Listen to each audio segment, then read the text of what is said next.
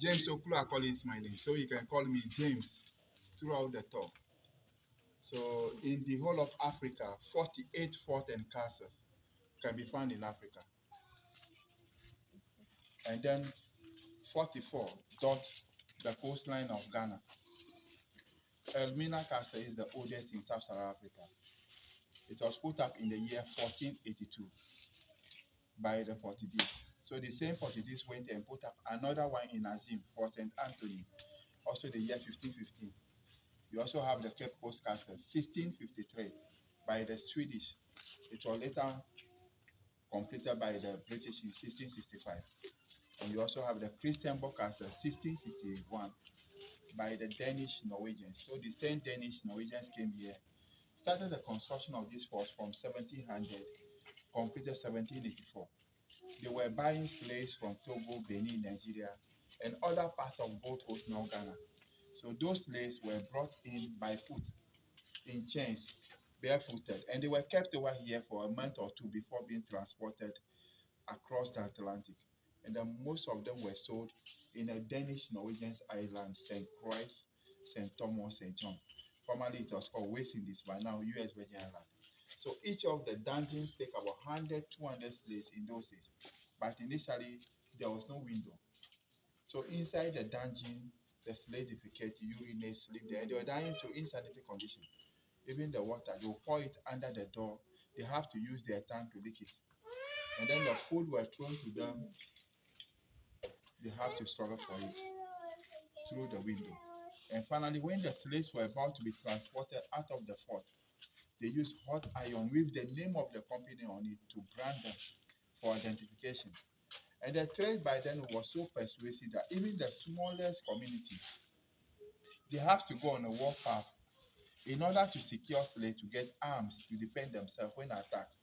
An unfortunate one were must to establish slave market, the Atoko slave market that we have over here. It's just like how Asimanso, Salaga, and Sandema slave market. So the slaves were put on display and they were sold to the highest bidders.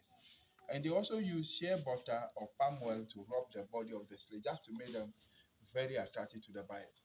And then Samori and Babatus in the north, raiding, kidnapping, and all those slaves were channeled through the Tekrachi, that's the northern side of Volta, all the way down here. So when the slaves arrived, they were sorted, weighed, branded, and then they opened their mouth to estimate their age by the state of their teeth. They count the teeth of the slaves. When it's up to 32, they know they're fully grown adults. Children and younger ones were counted as quarter, half to 10 pieces of cargo, depending upon the estimated commercial value. So they can make 3 children the price of 1 adult slave. So this is the female section of the fort. And the other end, that's the male portion. The shade over here, this is the ocean block. This is where they buy them, selected them, examined them before they were transported. So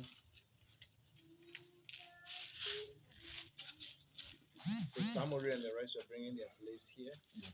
Why here? Why wouldn't they take them to You know, this is a shorter route to route to the north. Okay. Yes. So they were bringing their slaves through here. So from Accra to Benin is called Slave Coast. Yeah. From Accra to Azin, Gold Coast and Ivory Coast. Oh, okay. Yeah. So they were buying from Togo, Anejo, Agodafo, Benin, they have Wida, Glafa, Abome, and Badagry. So all those slaves were brought in. And then finally. And you said there were 48 castles and 44 dot the coastline of Ghana. Ghana alone? Yes, yes. Wow. You were in good business. Yes. So we have a. I didn't know the Swedish. You have a 3 castles. Everybody took part. And then rest, yes. Go to Curacao, the Swedish languages. One of those islands. You know, over here to their language, the Danish language. You see, you can see. Grafovina. It's a Danish word. Really the form that they used to eat. We don't have a name for it. They call trappy.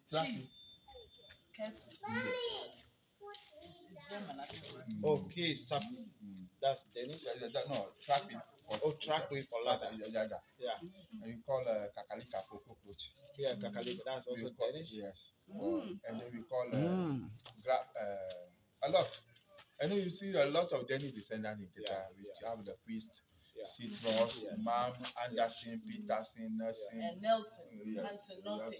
My family has Hansenote. You have a lot of them over here. Bearing the name of the former governors of the fort.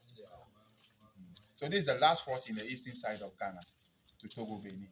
And the last fort in Fort Apollonia in Benin. After their reparation, we'll be rich. So what the back of it looks destroyed. Yeah, the sea destroyed 3/4 of the fort. Wow. This half of the fort we are seeing today. So the slave masters fort. It's all destroyed. This here at the top.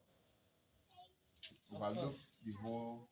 On top of the church. This is the female. Yeah, this is the female section. The part of the male portion has been washed away. So both this side is the female. Yeah. The male side is back all washed away. Like it was the church was on top of it. Yeah. And they can look down. You see the juicy ones. I say, I like this one. After church, pull out. So we are going around. There's more to see, more to get in the dark. And the child remained with them. They were groomed, they were interpreting the language for them over here. And then the water they bathed to remains in case they are thirsty. They did the same water they bathed.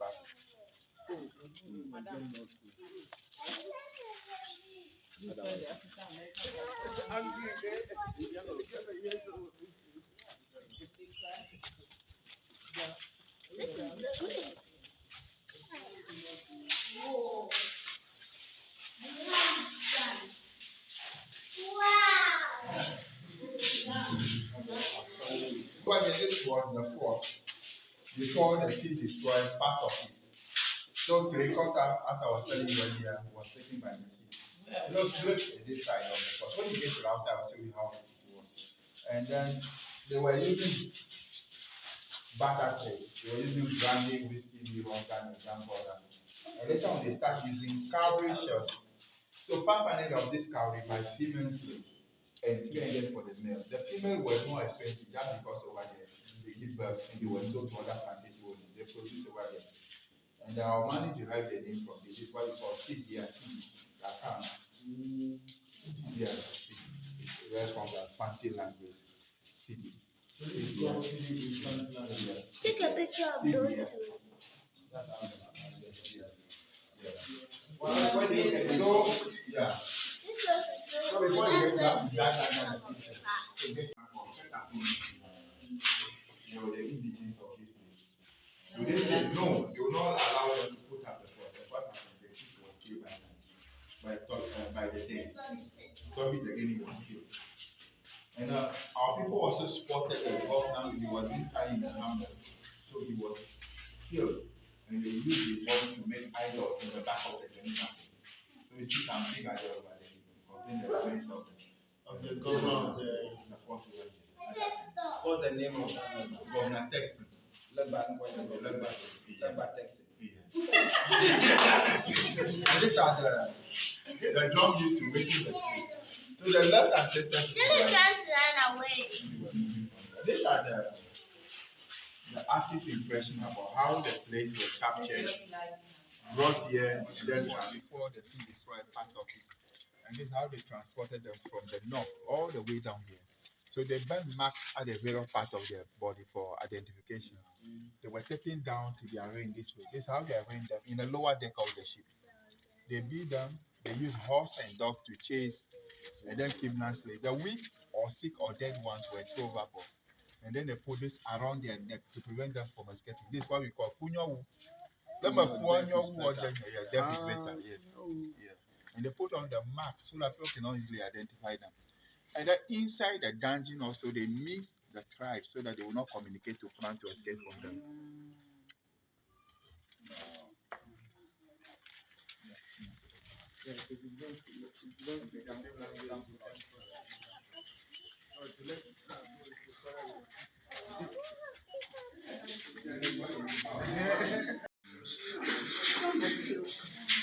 So this is what they used to weigh the slaves to see how strong feet they are before the battle. So the way the slaves weigh determines their price in those days.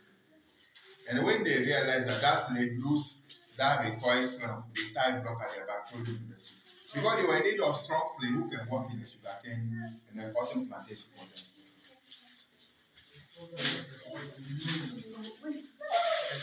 This is document, jewelry, and all that things, and that's the seed used by the government.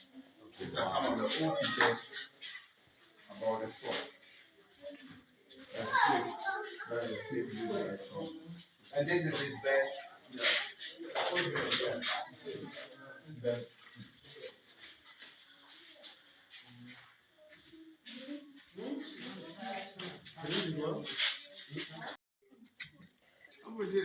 Yeah. Yeah, that's the biggest city. So then we'll give you, By then. we'll give you more. More slaves, yes. And this is what they used to grind the corn. They don't have farming machine. So they will grind the corn over here to corn powder. They mill the corn over here. And that they used to prepare them that or the pan or whatever. And they will be in chains before doing the grinding over here. And this is what we call a test. Traditionally, when our mothers marry, they take this to their marital home. Yeah. When they divorce, they have to move it. So moving from one man to another, we call it hotel deed talk. So that's when the company It's not going to tell you. Hotel deed. And that's why when they buy the slaves, they take the slaves across. Those slaves never come back. And now people start calling those from outside, they are from Ablochi. They will blow over chi. They have deceived our forefathers by taking them there without coming back.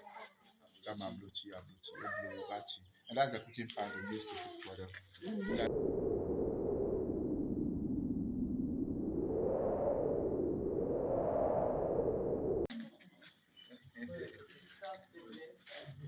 Slave master, you eat cheese. The German word for cheese is Käse.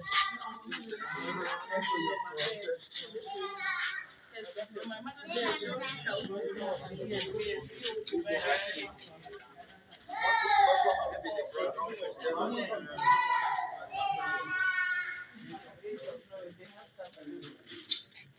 approximately 10 to 15 million enslaved people were transported from Western Africa to America. Most were shipped to West Indies, Central America, yes. One of the land.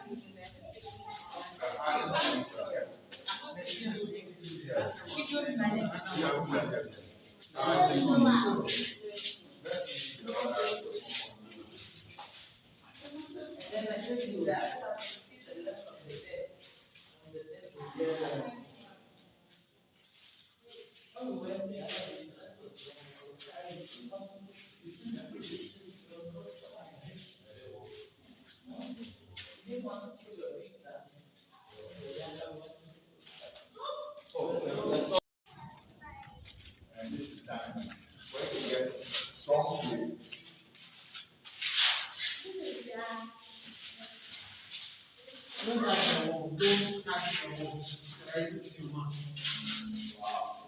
So this is one of the times.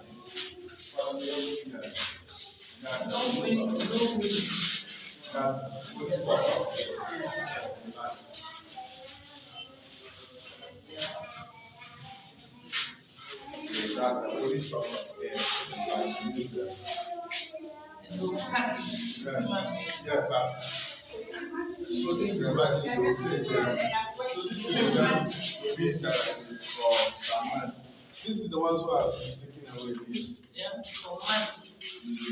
I'm sure it was probably. But they have to wait for the shade to come. You have to wait for the shade to come. Gather your warehouse.